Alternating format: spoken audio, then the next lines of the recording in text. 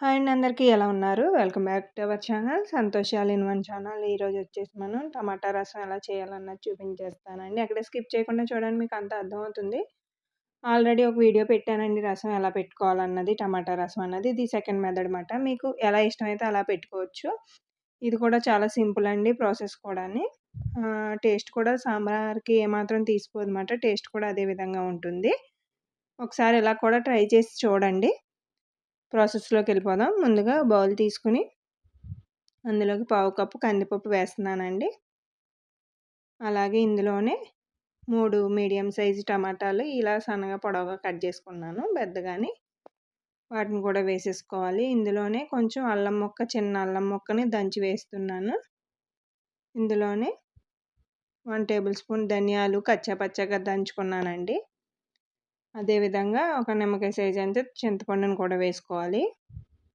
ఇందులోనే కొంచెం పుదీనా వేస్తున్నాను. మీకు ఇష్టమైతే వేసుకోండి, లేకపోతే స్కిప్ చేయొచ్చు, ఆప్షనల్ మాత్రమే. అలాగే కొద్దిగా రసం పౌడర్ కూడా వేసుకోవాలండి. వేసుకుని వాటర్ వేసుకోవాలి. ఇవి బాగా ఉడకాలన్నమాట. ఈ వాటర్లోని మనకి వాటర్ పోసాం కదండి ఇంత నిండా అని, దీన్ని సగం అయ్యేంత వరకు మరిగించుకోవాలన్నమాట. బాగా మరగాలి. ఇప్పుడు స్టవ్ ఆన్ చేసుకుని మరిగించుకుందాం. ఇందులోనే కొద్దిగా పసుపు కూడా వేసేసుకుని ఒకసారి బాగా కలిపేసుకుందాం.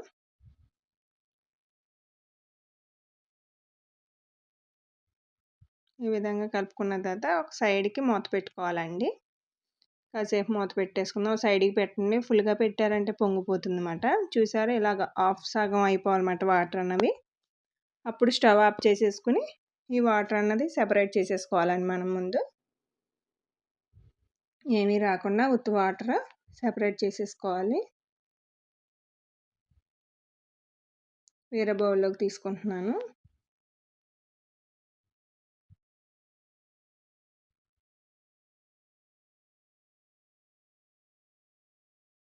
మొత్తం అంతా ఈ విధంగా తీసేసుకోవాలి. దీన్ని పక్క పెట్టేసుకుందాం ఈ వాటర్ని. ఇప్పుడు ఇందులో మనం చింతపండు వేసాం కదండి, ఆ చింతపండు అన్నది తీసేసుకోవాలన్నమాట. చింతపండు లేకుండా ఎక్కడని తీసేసుకుందాం అంతా పక్కకి.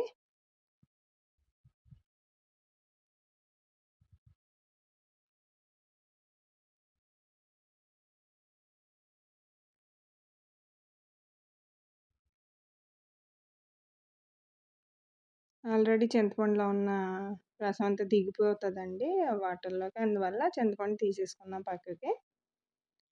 ఇప్పుడు ఒకసారి గరిటతో టమాటాలని ఈ విధంగా మ్యాష్ చేసేసుకుందాం.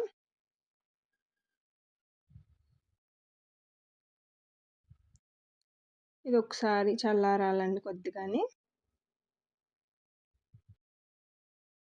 కొంచెం చల్లారిన తర్వాత దీన్ని మిక్సీ జార్లో వేసుకుంటున్నానండి. మిక్సీ జార్లో వేసుకుని ఈ విధంగా మిక్సీ పట్టుకోవాలి.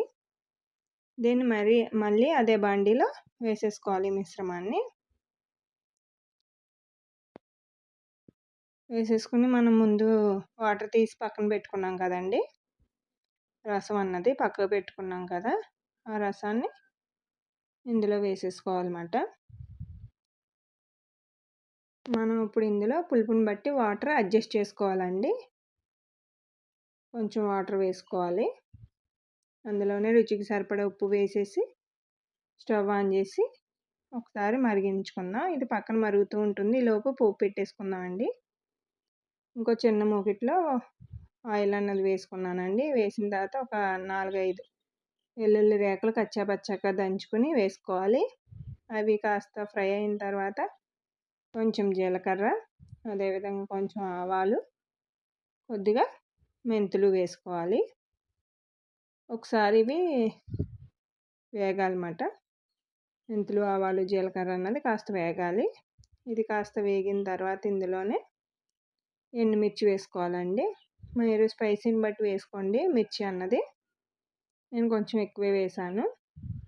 అదేవిధంగా కొంచెం కరివేపాకు వేసుకుని ఒకసారి బాగా ఫ్రై చేసేసుకుందాం. ఇవన్నీ బాగా వేగాలండి, అంతవరకు ఫ్రై చేసేసుకుందాం. చూసారా, వేగాయి కదా. ఇప్పుడు ఇందులో కొద్దిగా రసం పౌడర్ వేస్తున్నానండి. మనం ముందు వేసుకున్నాం కొంచెం, రసం పొడి అన్నది. ఈ తాలింపులో ఇలా రసం పౌడర్ వేశారంటే టేస్ట్ బావుంటుందన్నమాట. చూసారా మరుగుతుంది కదా మనకి రసం అన్నది. ఇప్పుడు ఇందులో పోపు పెట్టుకున్నది వేసేసుకోవాలి.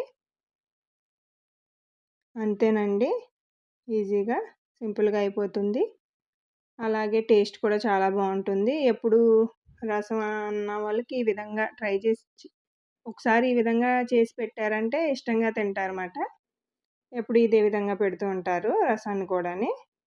అలాగే వీడియో నచ్చితే లైక్ చేయండి. అలాగే మీ ఫ్రెండ్స్‌కి, ఫ్యామిలీ మెంబర్స్‌కి షేర్ చేయండి.